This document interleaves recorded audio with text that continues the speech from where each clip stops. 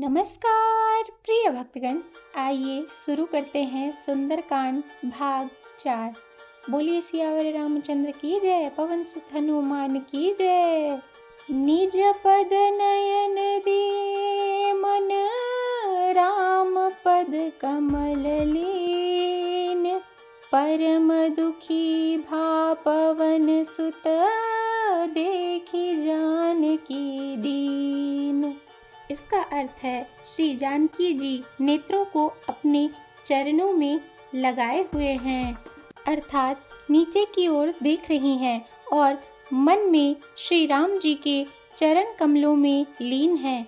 जानकी जी को दीन यानी दुखी देखकर पवन पुत्र हनुमान जी बहुत ही दुखी हुए। तरु पल्लव महुरहा लुकाई, करई विचार करो का भाई। तेहि अवसर रावण तह आवा, संग नारी बहु किए बनावा। इसका अर्थ है हनुमान जी वृक्ष के पत्तों में छिप रहे और विचार करने लगे कि हे भाई, क्या करूं, इनका दुख कैसे दूर करूं। उसी समय बहुत सी स्त्रियों को साथ लिए सज धज कर रावण वहां आया। बहुविधि खल सीतहि समुझावा, साम दान भय भेद दिखावा।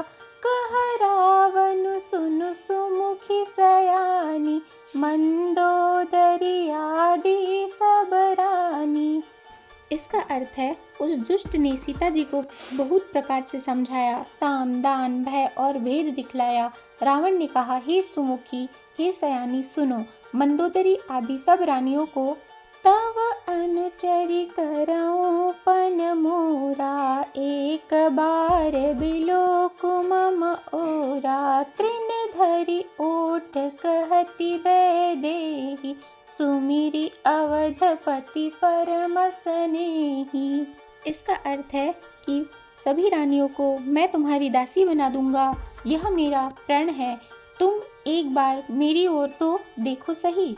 अपने परम स्नेही कौशलाधीश श्री रामचंद्र जी का स्मरण करके जानकी जी तिनके की आड़ यानी पर्दा करके कहने लगी, सुनु दस मुख खद्योत प्रकाशा। कबहु की नलिनी करई विकासा, असमन समुझू कहती जानकी। खल सुधि नहीं रघुवीर बानकी। इसका अर्थ है, हे दशमुख सुन, जुगनों के प्रकाश से कभी कमलिनी खिल सकती है। जानकी जी फिर कहती हैं, तू अपने लिए ऐसा ही समझ अपने मन में। अरे दुष्ट, तुझे श्री रघुवीर जी के बाण की खबर ही नहीं है। सठ सूने हरियान ही मोही, अधम निर्लज लाज नहीं तोही। इसका अर्थ है, रे पापी, तू मुझे सूने में हर लाया है। रे अधम निर्लज, तुझे लज्जा नहीं आती। आप ही सुनि खद्योत समा, राम ही भानु समान। परुष बचन सुनि काढ़ी असी, बोला अति खिसियान। इसका अर्थ है, अपने को जुगनों के समान और श्री रामचंद्र जी को सूर्य के समान सुनकर और सीता जी के कठोर वचनों को सुनकर रावण तलवार निकालकर बड़े गुस्से में आकर बोला, सीता तै मम कृत अपमाना। कटिहउँ तव सिर कठिन कृपाना। नाही त सपदि मानु मम बानी, सुमुखी होती न त जीवन हानि। इसका अर्थ है, सीता, तूने मेरा अपमान किया है, मैं तेरा सिर इस कठोर कृपाण से काट डालूंगा। नहीं तो अब भी जल्दी से मेरी बात मान ले, हे सुमुखी, नहीं तो जीवन से हाथ धोना पड़ेगा। श्याम सरोज दास मम सुंदर, प्रभु भुज करि कर समदस कंधर। सोभुज कंठ की तव असी घोरा, सुनु सठ अस प्रवान पन मोरा। इसका अर्थ है, सीता जी ने कहा, हे दशग्रीव, प्रभु की भुजा जो श्याम कमल की माला के समान सुंदर और हाथों की सुड़ के समान यानी पुष्ट और विशाल है, या तो वह भुजा ही मेरे कंठ में पड़ेगी या तेरी भयानक तलवार ही। रे शठ, सुन, यही मेरा सच्चा प्रण है। चंद्रहास हरु मम परितापम रघुपति बिरह अनल संजातम शीतल निशित बहसि वरधारा कह सीता हरु मम दुख भारा।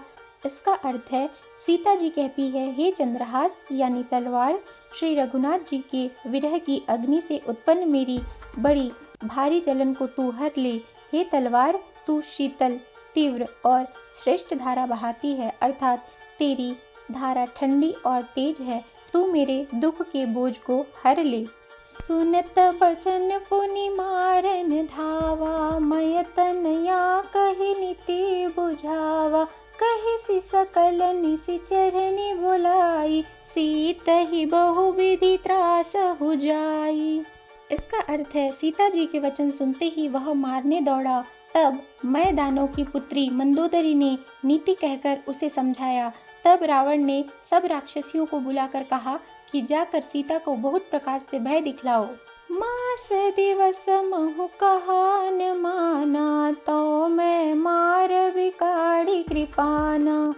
इसका अर्थ है, यदि महीने भर में यह कहा न माने तो मैं इसे तलवार निकालकर मार डालूंगा।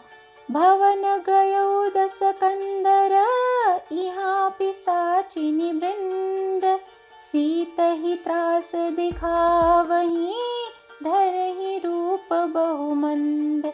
इसका अर्थ है, यूं कहकर रावण घर चला गया। यहाँ राक्षसियों के समूह बहुत से बुरे रूप धरकर सीता जी को भय दिखलाने लगे। त्रिजटा नाम राक्षसी एका राम चरण रति निपुण विवेका सबनो बोली सुनाए सी सपना सीत से ही करो हित अपना। इसका अर्थ है, उनमें एक त्रिजटा नाम की राक्षसी थी। उसकी श्री रामचंद्र जी के चरणों में प्रीति थी और वह विवेक यानी ज्ञान में निपुण थी। उसने सबों को बुलाकर अपना स्वप्न सुनाया और कहा, सीता जी की सेवा करके अपना कल्याण कर लो। सपने बानर लंका जारी जातु धान सेना सब मारी खर आरुढ़ नगन दस सीसा मुंडित सिर खंडित भुज बीसा। इसका अर्थ है, स्वप्न में मैंने देखा कि एक बंदर ने लंका को जला दी। राक्षसों की सारी सेना मार डाली गई। रावण नंगा है और गधे पर सवार है। उसके सिर मुड़े हुए हैं, 20 भुजाएं कटी हुई है। एहि विधि सो दक्षिण दिशि जाई लंका मनहु विभीषण पाई नगर फिरी रघुबीर दोहाई तब प्रभु सीता बोली पठाई। इसका अर्थ है, इस प्रकार से वह दक्षिण यानी यमपुरी की दिशा को जा रहा है और मानो लंका विभीषण ने पाई है। नगर में श्री रामचंद्र जी की दुहाई फिर गई। तब प्रभु ने सीता जी को बुला भेजा। यह सपना मैं कहूँ पुकारी होई सत्य गए दिन चारी तासु बचन सुनिते सब डरी जनक सुता के चरण परी। इसका अर्थ है, मैं पुकार कर निश्चय के साथ कहती हूँ कि यह स्वप्न 4 यानी कुछ ही दिनों बाद सत्य होकर रहेगा। उसके वचन सुनकर वे सब राक्षसियाँ डर गई और जानकी जी के चरणों में पड़ गई। बोलिए सियावर रामचंद्र की जय, पवन सुत हनुमान की जय। आप सभी प्रतिदिन मेरे साथ श्री रामचरितमानस का पाठ कर सकते हैं। अगर आपको वीडियो अच्छा लगा हो तो आपसे विनम्र निवेदन है कि लाइक, सब्सक्राइब और शेयर ज़रूर करें। और मैं कैसे इम्प्रूव कर सकती हूँ आप मुझे कमेंट में बता सकते हैं। धन्यवाद।